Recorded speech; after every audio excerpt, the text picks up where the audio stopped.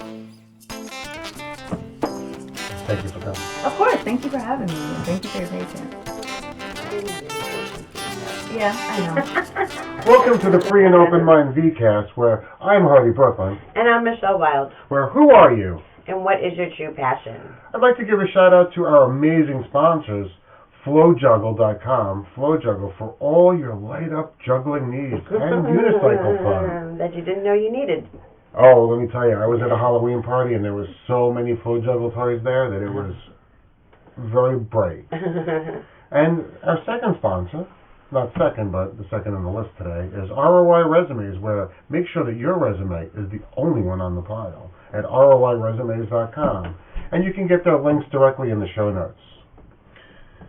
I'd like to just do a quick recap. We had a great interview with Roland Ramos last week, so please go back and check it out if you missed it. We talked about what he thought he was going to be changed throughout his life, and what his true desire and energy and purpose was to help expose other people to art, which was very a weird twist on it, even for him as he was developing. We're going to continue to have guests. If you know somebody that would like to be interviewed on it, please let us know by sending an email to fun@HardyBrooklyn. I am also starting in the near future, a group coaching sessions, and I'm taking some initial people on that I'm interested in possibly sponsoring or at a scholarship level. So reach out to info@boxofrain.com for that information. And without wasting any more time, I'm going to go ahead and introduce our guest for today. Miss T. Miss T, a native New Yorker. Yes, I'm a native New Yorker. A self-proclaimed Bronx Girl. We know that by how long it took her to get here. They are deep in Brooklyn. Like, they're not like downtown Brooklyn. They're like in the crack of Brooklyn, like damn near Coney Island, Brooklyn. So yeah, it took a minute to get here from the Bronx. Sorry. And through her life, she discovered that her ultimate passion, while working on sets of major TV productions, major movie productions, Being a tailor. was being a tailor. Yes. And it kind of morphed into... I don't think it's so much more. She kind of tailors your skin instead of your clothes now. Yes. That's a good way to put it. I'm a skin tailor now.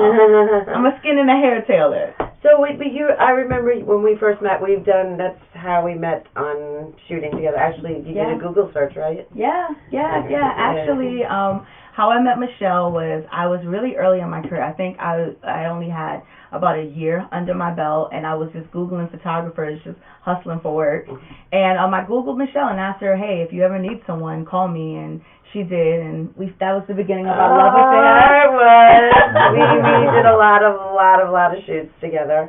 But you told me the story about how you were a tailor, and then you would see these makeup artists on the shoots, and you were just intrigued how they transform them. Yeah, I would be on set for magazine shoots, fashion shows, commercial shoots, things of that nature, and I would see the transformation with makeup and hair, and I always thought it was cool.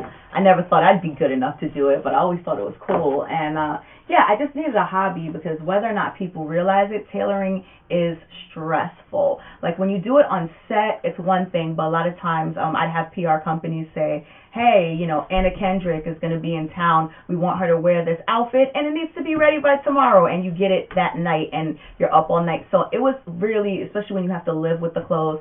So I just wanted a hobby, something to just break up the monotony. So I thought, okay, why not makeup? And if anything, I never thought I'd be a makeup artist. But I figured, at the very least, maybe I'll be able to do my makeup well. And after doing it for a few times and a few test shoots, people were encouraging me. Wait, how did you get a test shoot?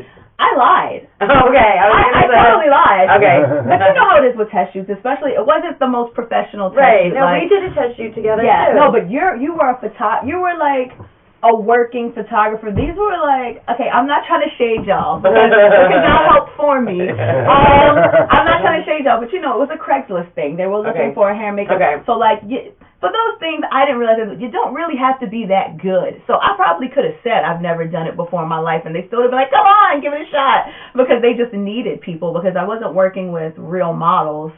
No shade to the girls that were there, but they weren't like real models. The photographer, he had some experience, but he wasn't like a big photographer. But I needed that to get my feet wet, and then when I started testing, I had some pictures, Most of them were bad, but there were like one or two good ones in there where I was able to get another test, and then my work started to elevate. So did you do the test shoots just continuing as a hobby, or did you think to yourself, oh, just as a hobby? I did the test shoots completely as a hobby. Like when I first did my first And what did you have in your kit? Oh my God, my kit was so trash. My kit was so trash. The kit is the actual makeup stuff that you put that's all your makeup and your brushes and everything. And I guess I was really naive because, you know, I grew up really poor and I didn't buy expensive makeup. I bought, you know, Black Opal. Shout out to Black Opal. I still use Black Opal. But I didn't buy expensive makeup. So I had $300 and I thought I was going to get so much stuff. I had nothing. $300 got me nothing.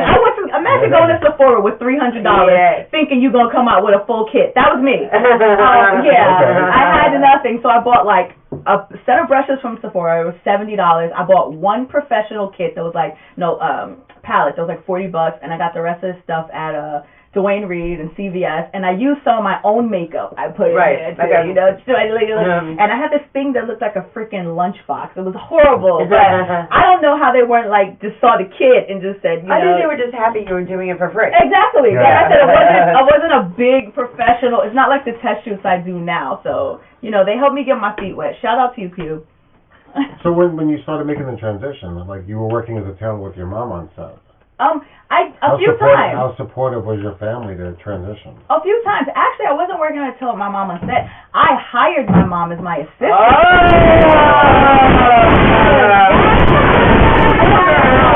But no. My mom and I, we tailored before. We had a business together, but I didn't realize how working with your family. I thought, if I'm going to work with anybody, I'm going to work with my family. It's going to be great. But working with your family, especially your mama, honey. So, like, we kind of just, you know, we dissolved our company and we just said, okay, we need to save our relationship. But from time to time, if I would have a job and they said, hey, can you get an assistant? Why not throw my mom a few bucks, you know? So my mom would come with me on set and she'd get paid and we'd do shoots together like that, yeah. So at what point how many test shoots approximately did you do and then you realized, wow, this could actually be a career? Like I can actually do this professionally. It took me about 5 months because wow, that's really, you know what? That's really quick. I don't think it's quick. I know. Yes. I didn't think it was quick. Some people don't some people it takes them 2 years just to even go up to their boss and say I don't want to be here anymore. I know, but it was slow. It was a slow transition. So it wasn't like after 5 months I jumped right in. Right. It was 5 months of doing test shoots till I finally listened to people tell me that I should pursue it professionally. A lot of people told me, T, you should look into doing this. You should be looking into doing this for real. And, you know, it's kind of like when a kid brings home a picture that they drew and you have to say it's beautiful even when it's not. So I thought that's what people were doing with me. I thought people were giving me false confidence. And I don't like that shit. You know, like, telling me it looks messed up or whatever. A lot of people were saying, like, no, for you to just be starting, this looks good. So it took me 5 months to actually start pursuing it.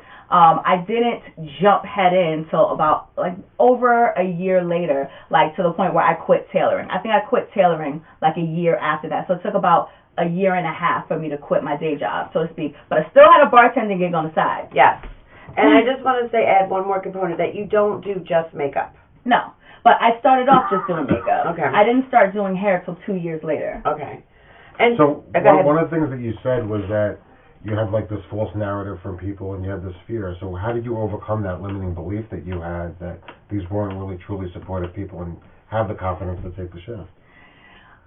I think when some of my really critical friends, not necessarily people in the industry, but some of my really critical friends that saw my work and they said, no, this actually does look good, that's when I started believing it. Because, you know, when you work with people or people don't know you, but like some of my really good friends that, you know, I thought were pretty honest people, and then I said, all right, and then low-key, I'm not going to lie, I saw some really crappy work from people who were professionals, and I was like, if they can get this done, I can get to that level at least. If they getting paid, I can do that. So, yeah. So it was a combination of the constant reinforcement and then non-industry people being like, yeah, people that actually care about me, who I feel they wouldn't lie to me. And what happened, how do you think this would have progressed if they didn't make those statements? I don't know. I don't know if I would have pursued it full time. I might have I might have just continued to do little test shoots with little photographers. Like my first test shoot wasn't even indoors. It was outside in Jersey by the water, and like it was all outside. I was doing makeup outside. They shot it outside. It was really guerrilla style.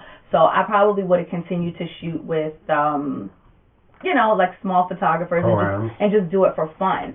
At the point where I realized I needed to shoot with bigger names and bigger photographers, that's when the real work began, because then they're looking at my pictures like, girl, you tried it contacting me. Yeah. But some people actually gave me a shot, and I got better and better and better. And there's a photographer, shout out to you, Ken Jones, where he was doing a ton of headshots, but like on special.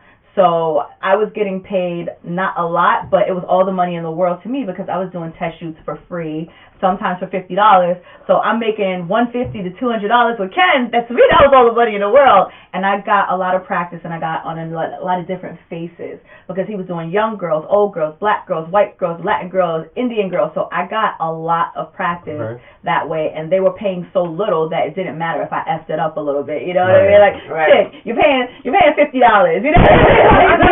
we did the same thing too at the boudoir. We got to shoot a lot of different people, and not knowing who was going to come in and being totally prepared, and then being prepared to how to handle it when they say I don't like it. Yeah, which happens. Like, it does happen to us. Yeah, that happens. Yeah, it happens. Not everybody's going to like it. Sometimes you can do your very best work, and it can look beautiful, but it just might not be the client's aesthetic. So you have to be able to not take it personally and to adapt to what the client wants. Like, you want green lipstick? I got you, girl. You want me to overline this much? Hey, I got you, girl. You can't take it personally. And that helped me working with real people just to be able to, like, toughen up and take criticism. Yeah. So I heard you talking before we started today that you have representation. Yes. So from that point of making the decision to do it full time to getting representation, what was that process like, and how long did that take? It didn't take her that long. It took long enough. Yes, it did take long. It took long, and it was a hard process. It took me 6 years to get signed. That's in the big scheme of things, that's pretty good. I think because I know a girl now that I met not too long ago, and I'm not gonna blow you up and put your name out there, girl, but I was throwing shade a little bit. When I asked her, I said, "Oh, so you're signed to such and such agency?" I said, "Yeah." So how long have you been doing makeup? And she goes, "Professionally, 1.5 years." And I was like, "Oh, damn, for 1.5 years, and you're signed already?" So I'm thinking that. Wait a minute, but she could have been doing so much more before. But that's the thing. So that's what I assumed. Right. So I'm thinking, maybe she was doing it like, pussyfooting around it, and then took it seriously. Then I said, "Oh, so how long have you been doing makeup?" That's what I asked her, like, if you haven't been doing 1.5 years.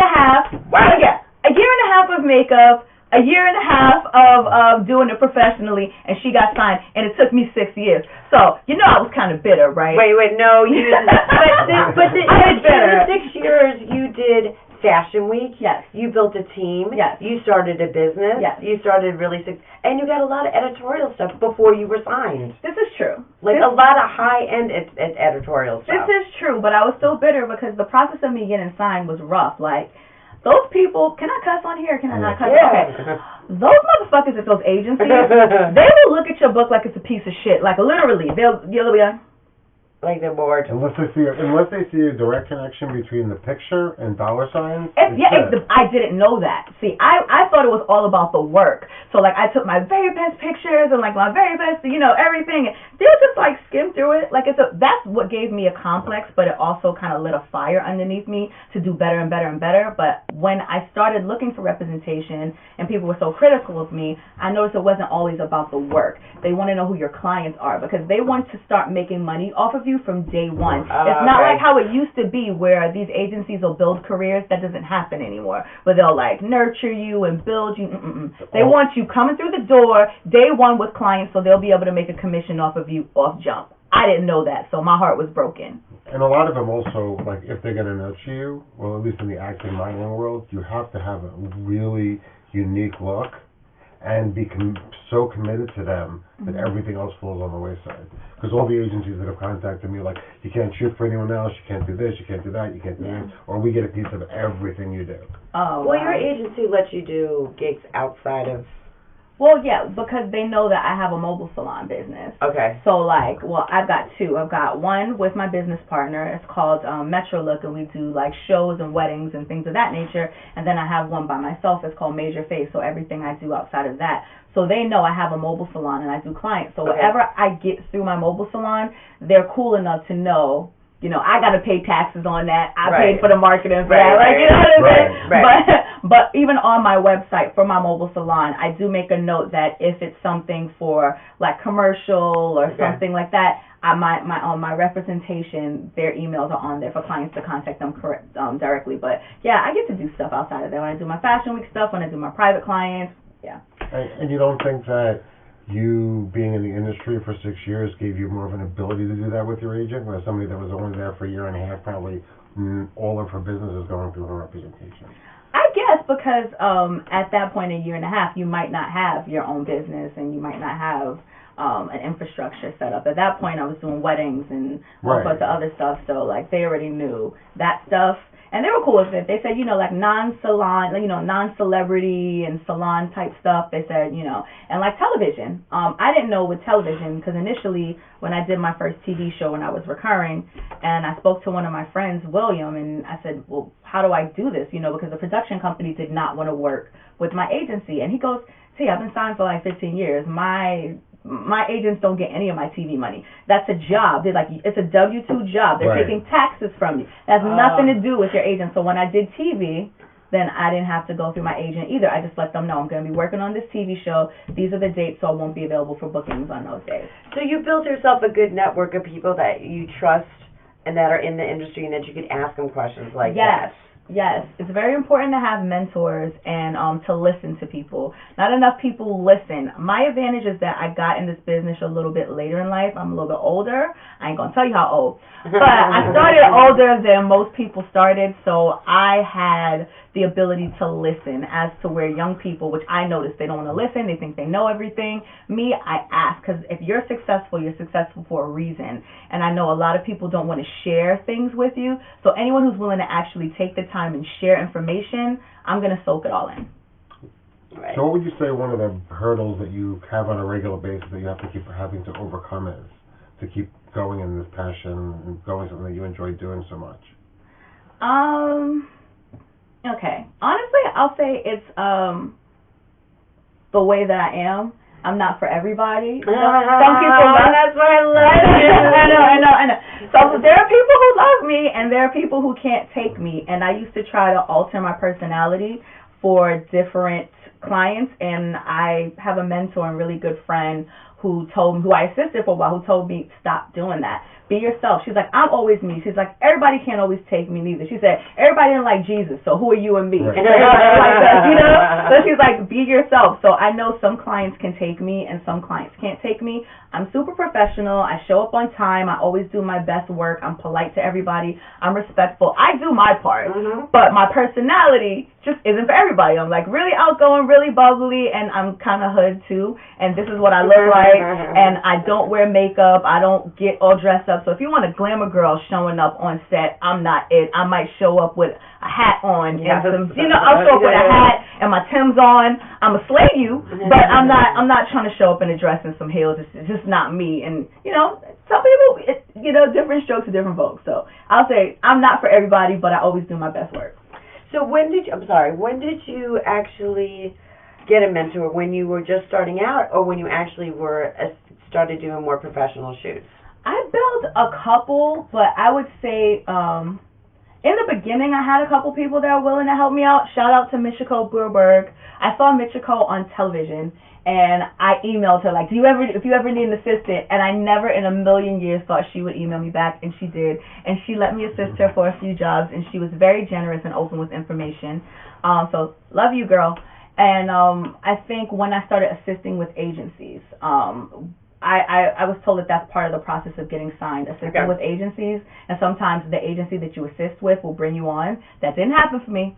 But, you know, I met two amazing mentors. So my first mentor was actually the first job I ever had assisting with an agency. Her name is Donna Famoso. love you, Donna. I actually just assisted her not that long ago, even though I have my own career. I'm like, you call me anytime, girl. I'll still clean your brushes. I love you. I assist. My first job with the agency, I met Donna, and then I was her assistant for 4 years. And then Donna actually introduced me to my next mentor, Andrea Wilson, and we're very good friends. And they've been amazing to me, both of them. Like, I can call them for anything. So how would you say that, do you think that living in the city has helped you with your process? Absolutely. I'm so lucky to be from New York because I meet people that are from Westchester, Long Island, Jersey, that it's tough for them to get into the city, and this is kind of where most of the jobs are. There's stuff other places, but most of the jobs, if you're on the East Coast, are in New York City, so I'm lucky to be in such close proximity to Manhattan. And Brooklyn, too. A lot of places they shoot in Brooklyn now, so... yeah, I'm lucky, very lucky to be a New Yorker. And do you feel that when how do you feel your true self and your inner self is created when you're actually doing all this makeup? Okay, again, how my true self and inner self is. Like, that's your passion. That's like what you enjoy doing. Like, how is your creativeness being displayed? I don't even know how to answer that question, but I'll say that it's one of those situations where you make plans and God laughs. You know, I never thought this was going to be my career path, but now that I'm doing it, I know this is what I was meant to do. So, like, when I do it, it doesn't even feel like work. I feel like I just got to hang out with people and all day. And do makeup all day. How bad? I mean, come on. I would love that. Most girls would love that. Oh, let me put your makeup on. Yeah, and I get paid for it, and I really love it. I mean, you get some difficult clients here and there, but, yeah, hair and makeup it's been an awesome journey. It doesn't feel like work at all. You know, my question, I know what you're passionate about, but do you know what you feel like what your purpose is? My purpose. I feel like my purpose is to help people in this industry. I want to be, and I try to be, everything that people weren't for me. So I've had some great mentors and some great people in my life, but I've had way more shitty people in my life who've done horrible things to me in this business, who tried to sabotage me, who withheld information, just people who were just nasty to me. So I try to be what I didn't get. I give people shots. When people email me and they ask to assist me, I actually email them back, and I use some of those people. Some of those people still work with me to this day. They've worked with me for years. So my passion in life is to help people and just to pay it forward. Good. So where do you see yourself going in the future? Like, so right now you have two businesses, and you have an agency that represents you. Do you think you're going to continue to do all three? I mean, is one more of your income than the other? Is one easier to do than the other? See, they all kind of work together, because when one's slow, another one might be a little busy. So I got to keep it all, honey. I heard, like, they say millionaires have 7 revenue streams. I need to get me 4 more. So that's what I'm thinking. Because, yeah, so maybe the agency might not be calling as much for stuff, but maybe it might be wedding season. Or maybe it might not be wedding season, but stuff through major phase, like people need corporate headshots, so they need me to come to their hotel and get them ready for a meeting. So they all kind of work together. In the future, I would love to travel more for runway. I love doing runway shows. Do you really? I do. They're one of my favorite things. Oh my God! What do you like, the hustle and bustle? Or? I love it all, and I love my team. I've created such a wonderful team. You do have an amazing team. Yeah, I've accumulated such a wonderful team, and a lot of my team members, they're girls. Some guys too. Picasso. Yes, Picasso and Wade. Even though Wade moved back to Florida. But yeah, I've accumulated such a great team, and we work together so well, and the synergy is dope. And I would love it if I could get to the point where I'm traveling to Paris and I can bring my team, and I'm traveling to Milan and I can bring my team. We can all work together. Yeah, I love keying runway shows. I love it. So how has COVID affected all of this? Oh, wow. Fortunately for me, after it opened up again, I'm busy again, which I didn't think would happen. But yeah, you have to be a lot more careful. People are watching you. They have people on set called COVID officers now. Ooh. Yeah. Yeah, the COVID officers, where their whole job is to make sure that people are in compliance.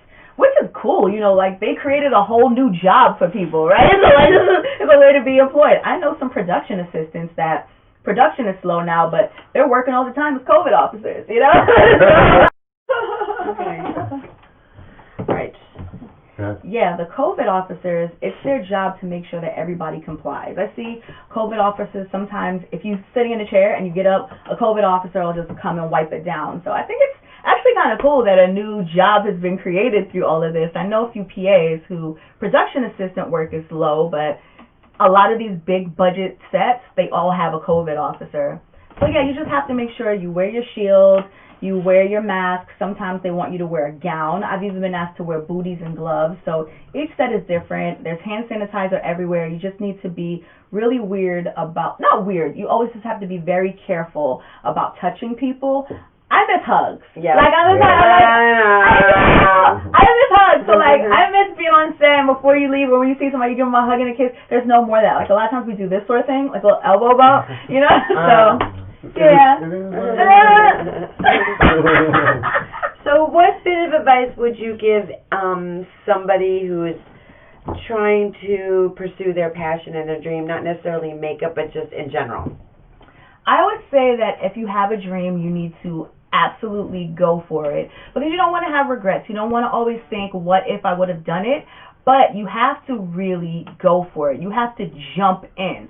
I tried to kind of tiptoe in, and things didn't really open up for me. I guess it was the universe saying she's not ready or she's not serious. By the time I immersed myself in it, I actually made the leap, all sorts of opportunities started opening up for me. And you may not see a difference and you may not get success right away. It might take some time to get there, but you'll definitely get there. If you put the work in, you stay dedicated, you continue to work on your craft, you'll get there. I say go for it. You can do it. I'm going to have all T's contact information in the show notes if you'd like to reach out to her. Please, reach out. I love to hear from people. And we will shout out again to flowjuggle.com for all your flowing, juggling, light-up needs. And ROI resumes, where not just have your resume be the only one in the pile, but make sure it's at the top of the pile. We're going to continue to try to interview people. A couple of fun episodes coming up that we have in the can, and some surprises coming up around holiday season. Holiday season. Don't be mean. That's one of those days. He just had a little tickle in his throat. Little tickle in his throat. Be sure to check us out at freeandopenmind.com. You can reach me or Miss Michelle at fun@hardybrooklyn.com. If it's for Miss Michelle, please put Michelle. If you don't want me to read the message in the subject line or save me that step of opening the message and just doing a forward, that would be great. I think you'll still read it anyway, even if it's for Michelle. Not a chance. I get way too many emails. I didn't even read the ones I'm supposed to read. Where this is the Free and Open Mind VCast. I'm Hardy Brooklyn. I'm Michelle Wild. I'm T. Cooper. Who are you? And what is your true passion? Thank you for watching.